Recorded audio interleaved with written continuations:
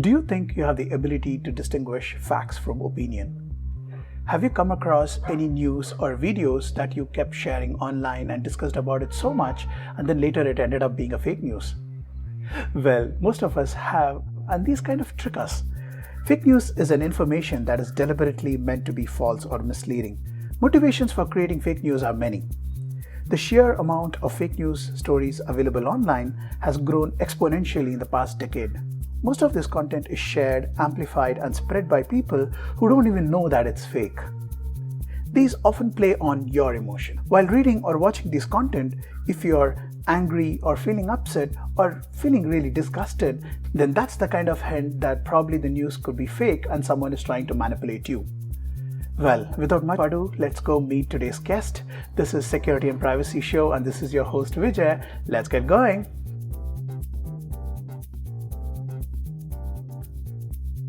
Hey everyone, today we have an interesting guest with us. Hey Birla, would you want to introduce yourself? Hey Vijay, my name is Birla. I'm an entrepreneur based out of Bangalore.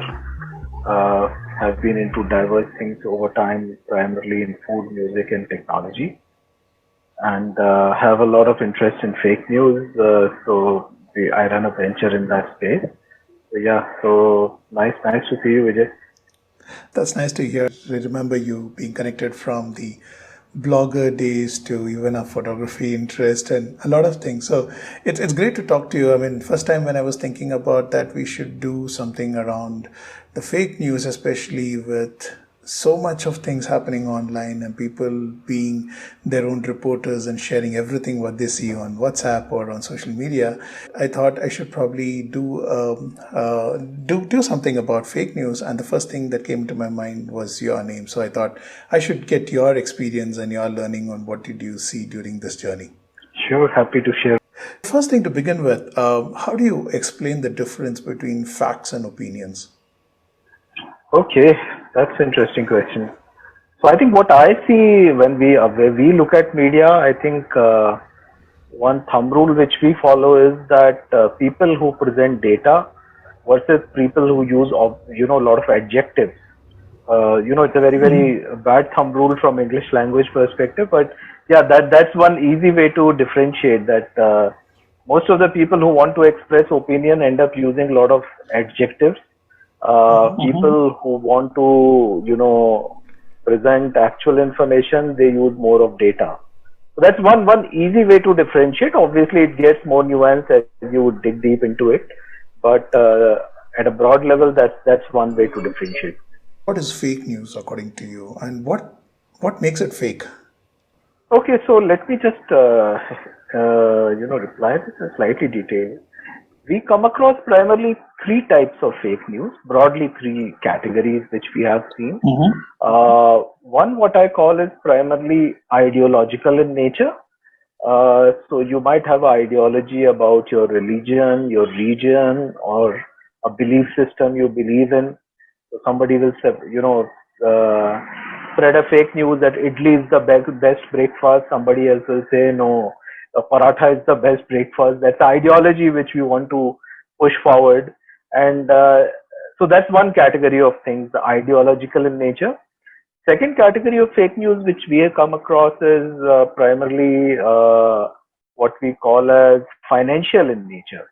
So these are the types of fake news which either take you, they'll ask you to install something, they'll take your data, contact data, or they'll take you to a website and they'll make money out of ads which they run on the website.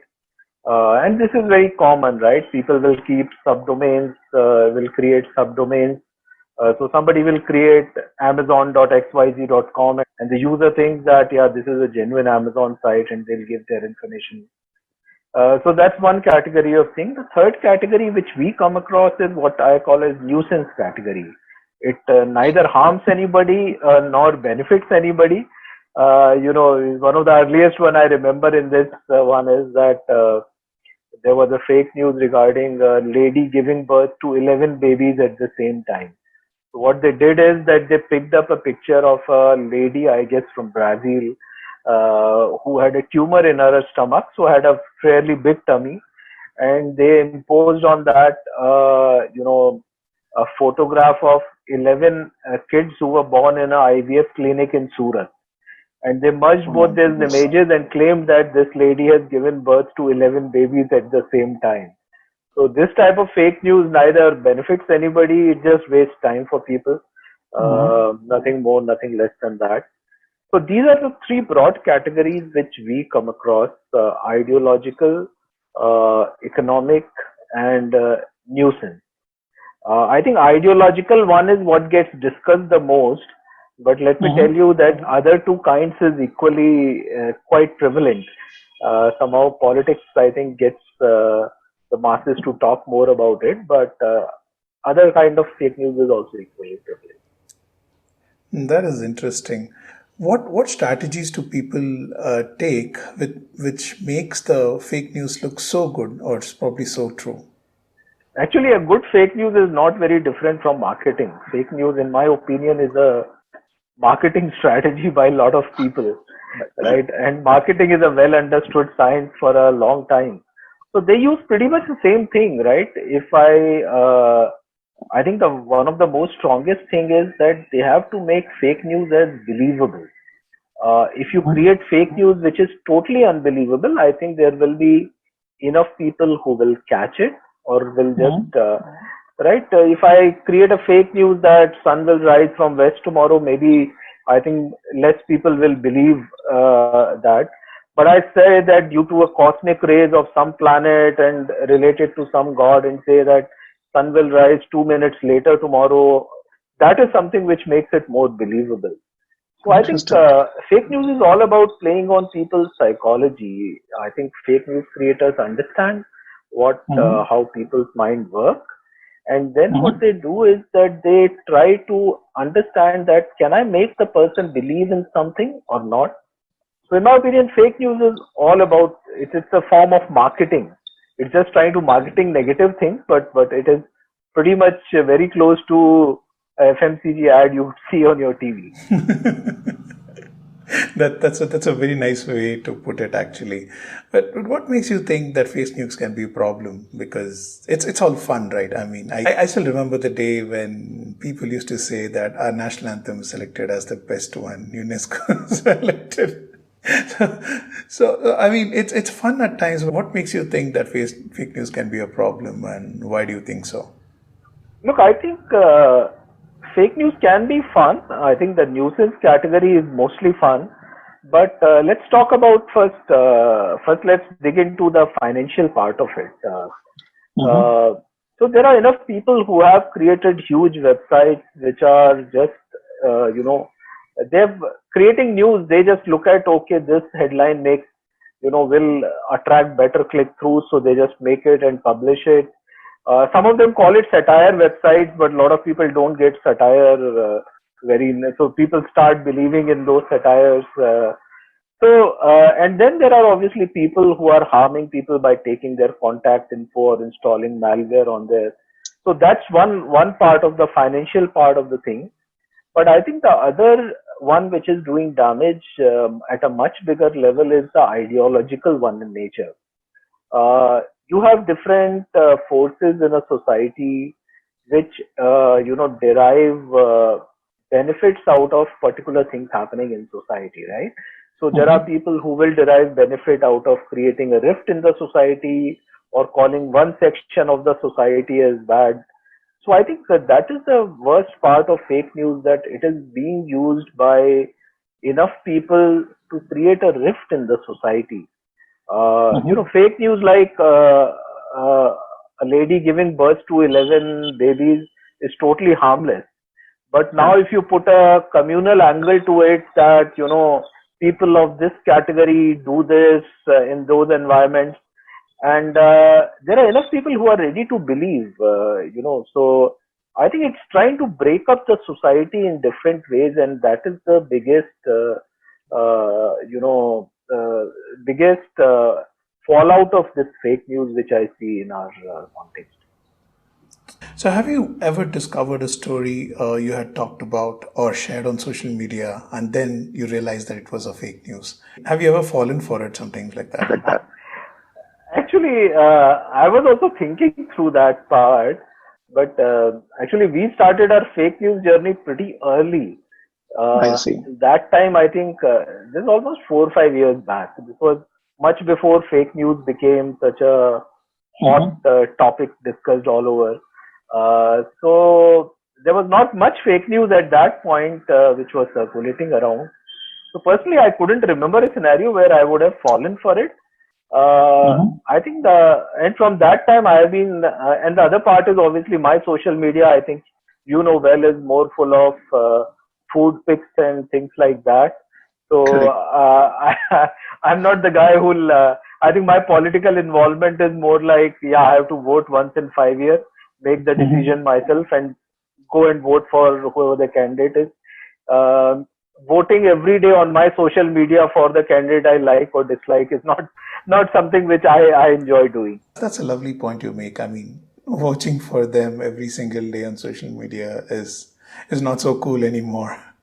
So, I mean, I remember you when you were just talking about it, saying that you started a little early. So, how did you guys get the idea about developing this fact-checking website?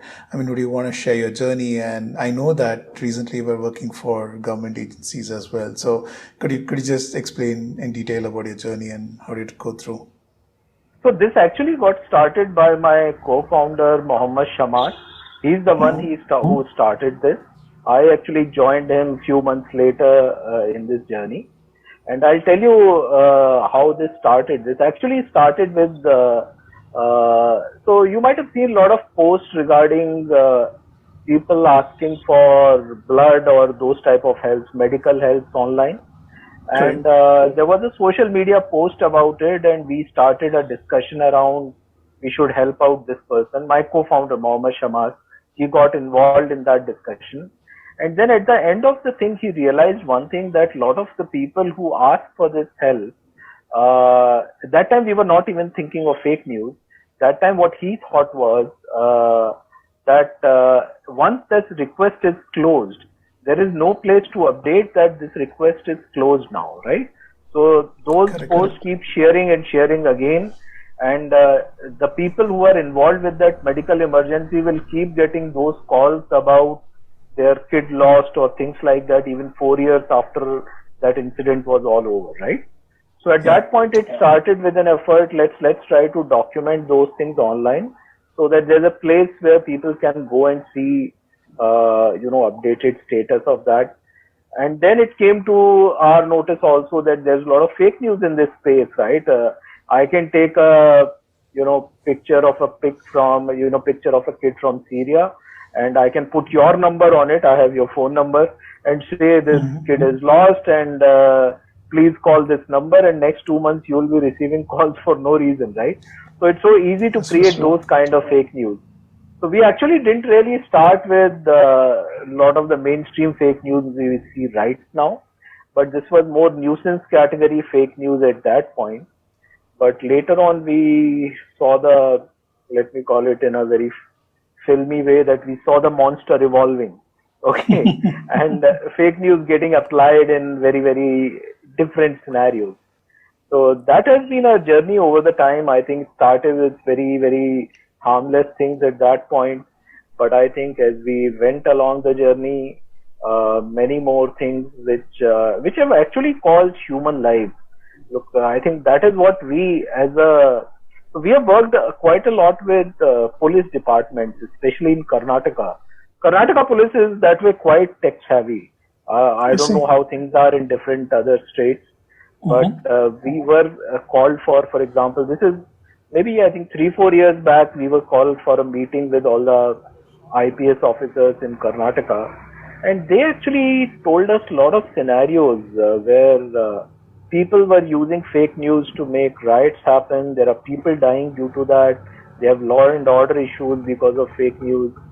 So those are the type of things which caught our mind, and we thought if we can make an impact on that, that will be a significant thing for us to do.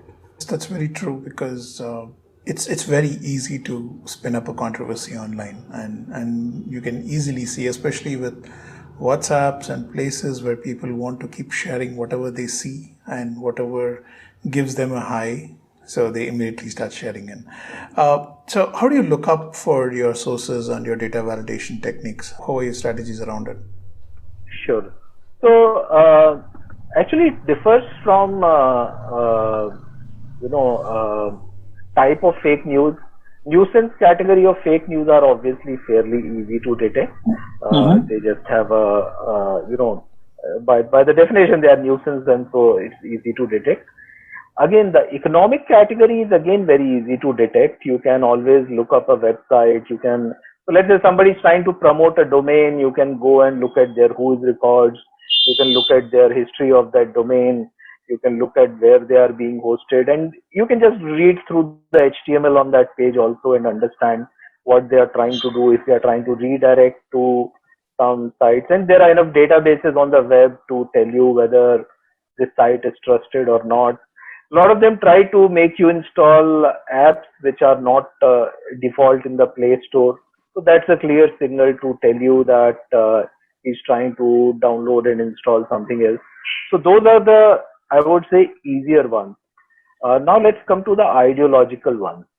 Ideological ones, there are some fake news which are again easy to. So for example, UNESCO giving prizes for idli as the best breakfast is the obvious one, right? This is a category which you can understand is easy to solve. But then I think things get complicated when people mix facts with fiction. Uh, so that is a very commonly used technique where they will say something. It is something like that they say some true facts to sort of get you in, and then present something which is part of their agenda to sort of create a fake narrative as well. So those type of things become difficult. But I think in the online world, what we end up using is we use a lot of reverse image search. So there are tools. Obviously, Google has an image search. There is a TinEye, I think, is a product which we use. Invid is another product which we use quite a lot. Invid is a product which actually is more used for videos. It can extract significant scenes from a video and then gives you an interface to search it back. We have worked on multiple forums with different organizations also to create tools which are useful for fact checkers. We have been part of a lot of Google conferences where we have given those inputs, what type of tools will be useful for.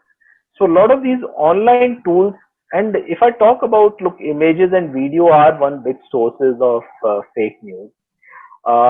We look forward to a lot of inconsistency in images.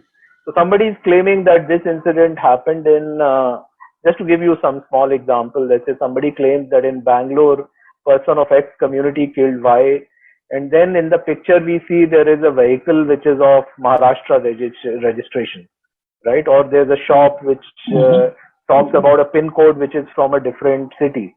Now we know that somebody has just picked up this from something else.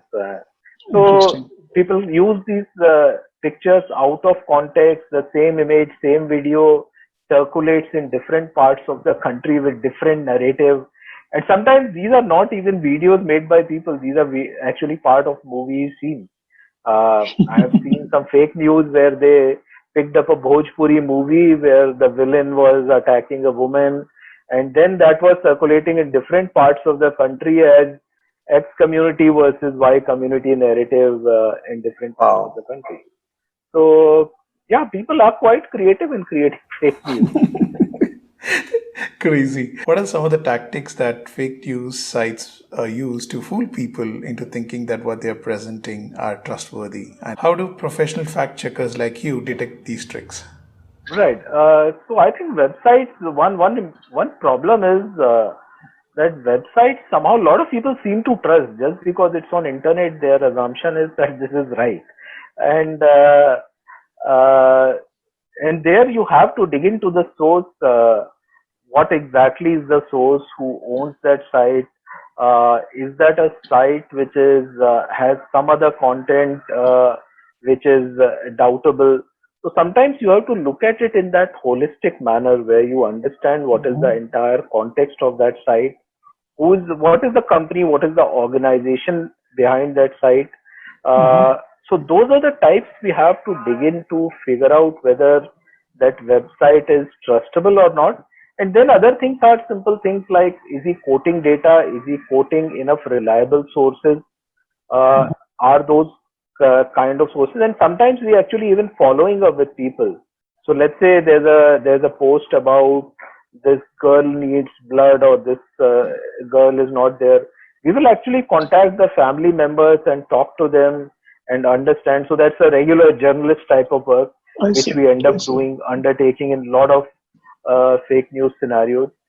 So Mhm. what I would say is that the approach pretty much depends on the type of fake news we are dealing with, but Mhm. it's a variety of online plus offline effort which helps us in reaching. We have a lot of friend circles. So for example, if it's a medical fake, Mhm. we will reach out to doctors in our circle and ask them whether this makes sense or this doesn't make sense.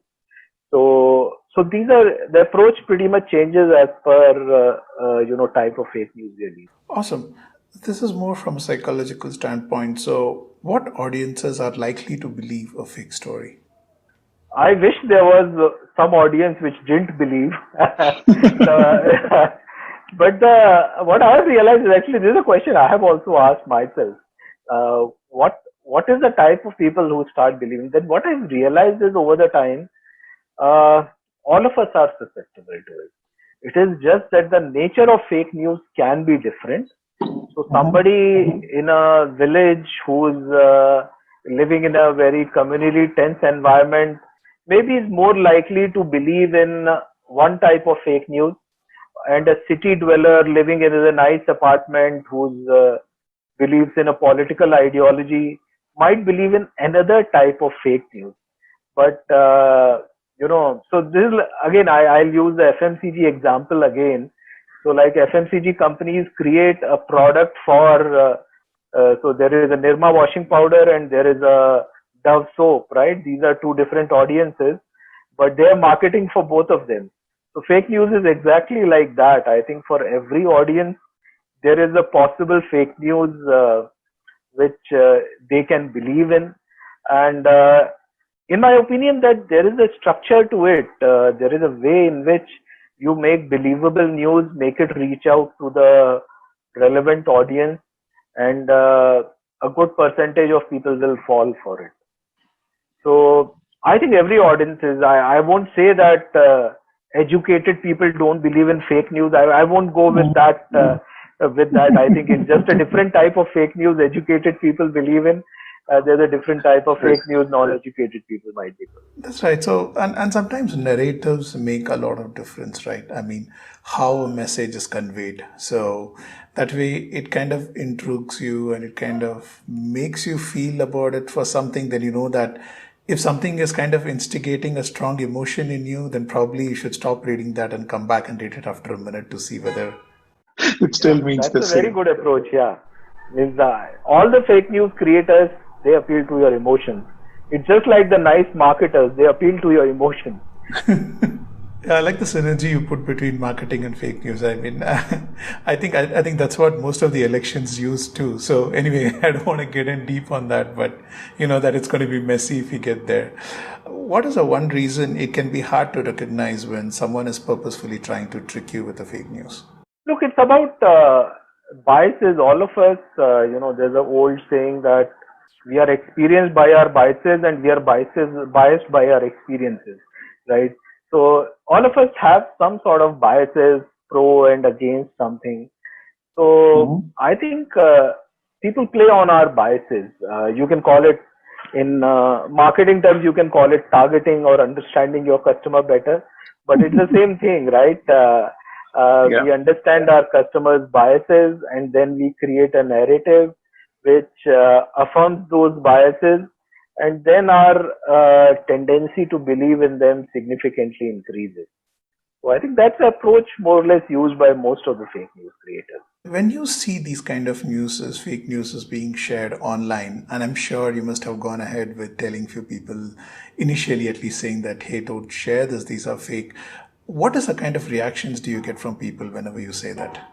Trust me, the reason why I say this is it often happens in my family WhatsApp group. And every time I say that, it's almost a verge of they throwing me out of the WhatsApp group. So, Yeah, just be careful. You'll be disowned by your family. But let me just tell you, it's slightly in a broader context. One thing is Sure. that I think it is necessary, obviously, for us to fight fake news.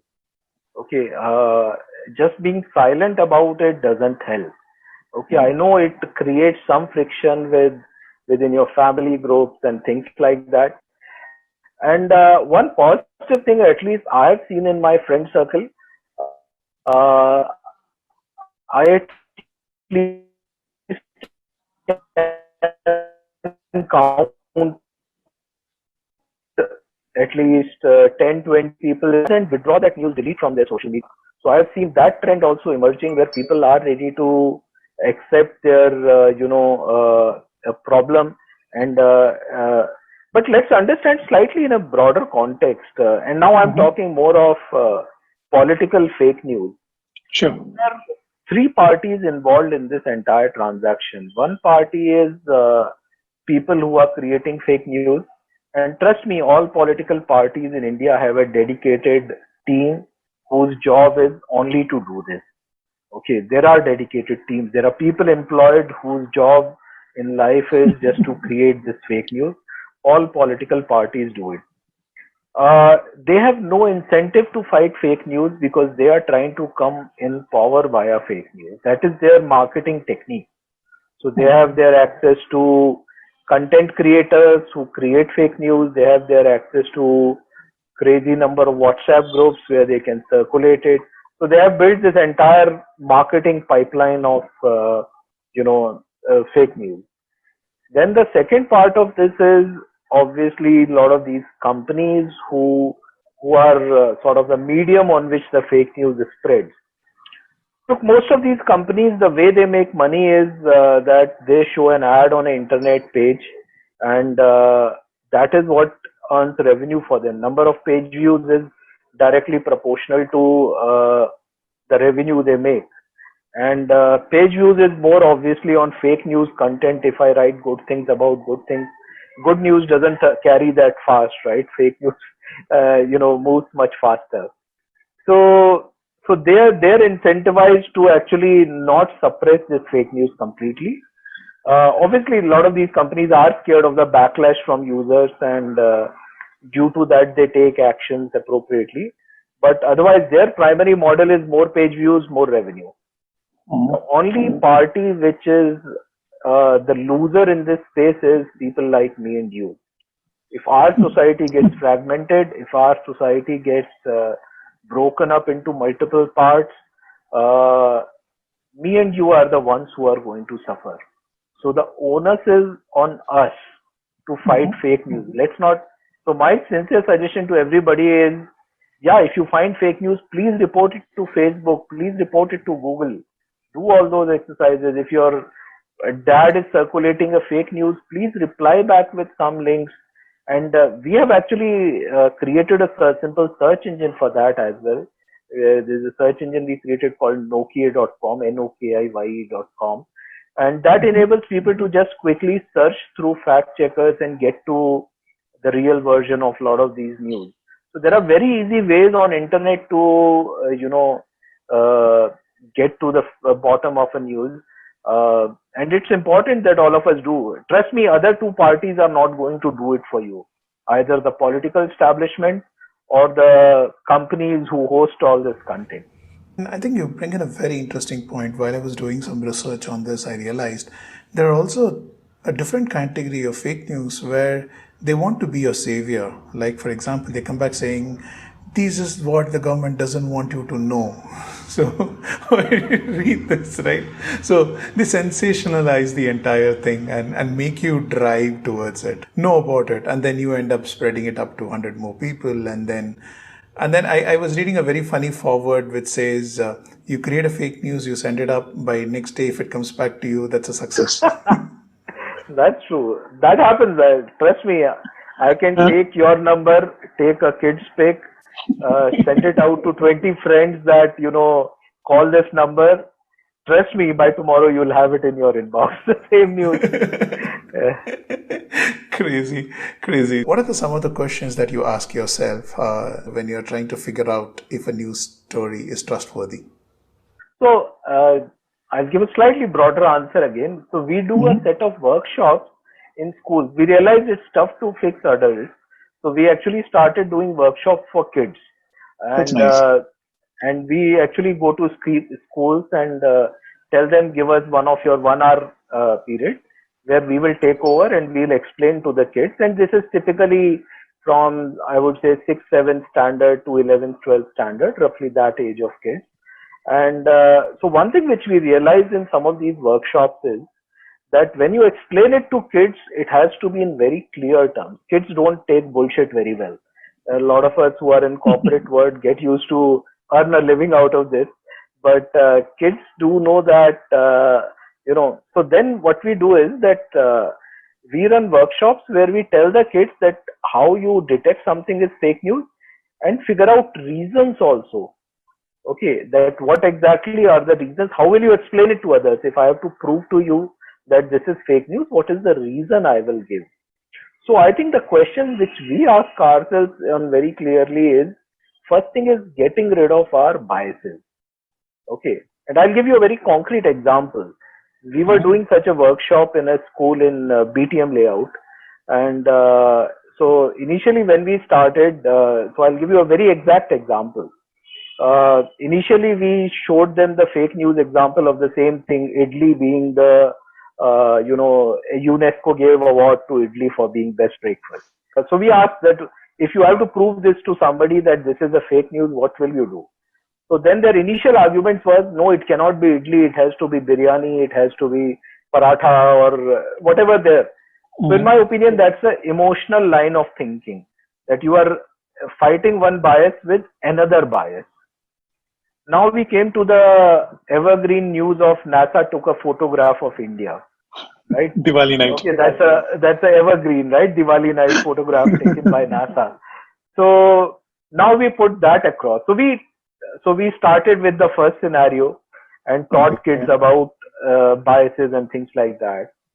By that time, people were so one kid, I still remember that kid asked, okay, Diwali is fine, but Diwali light should be more in North India, not in South India.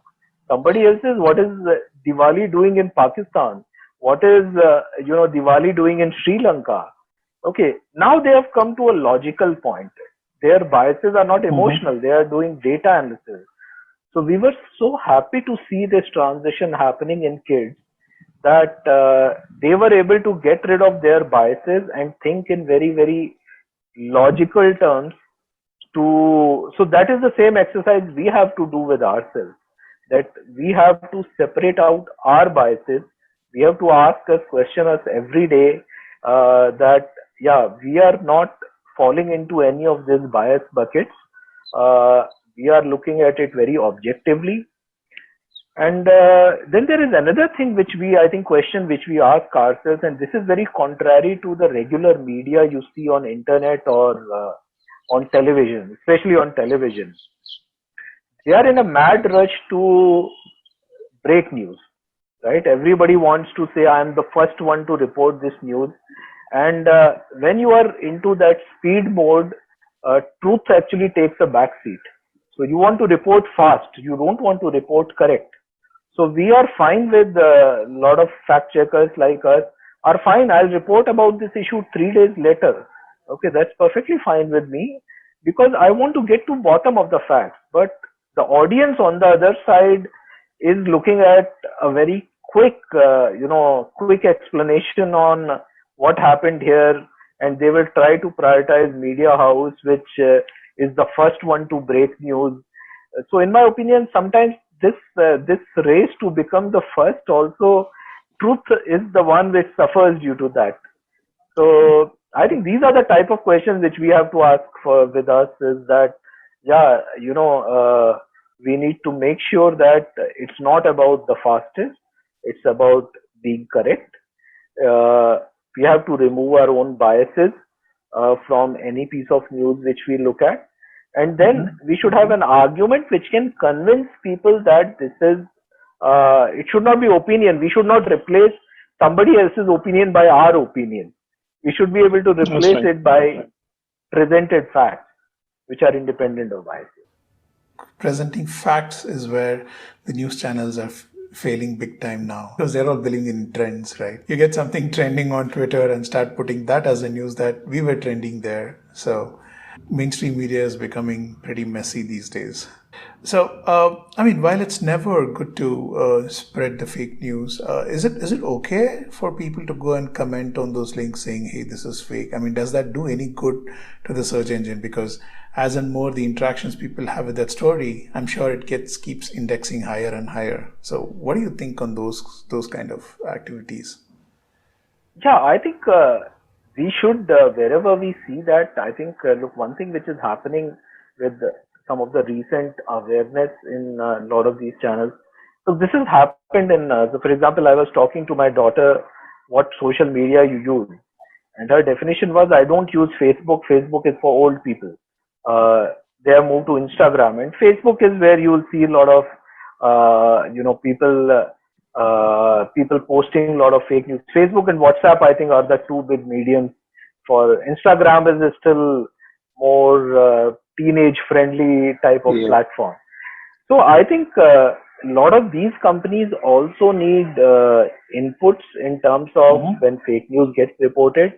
And I think they have enough algorithmic models to understand that part when you report or either write a bad comment about something which is, they have enough NLP based models running in the background which can understand that. Obviously, in my opinion, all these companies have to become more serious on fighting fake news. I mean, just to give you a very small example, just try searching for fake news on Google Play Store. Okay, and you'll be surprised that you get all the apps which are used to create fake news. There are apps which, Wow. and I have reported this to Google multiple times. In fact, I have a blog written on that.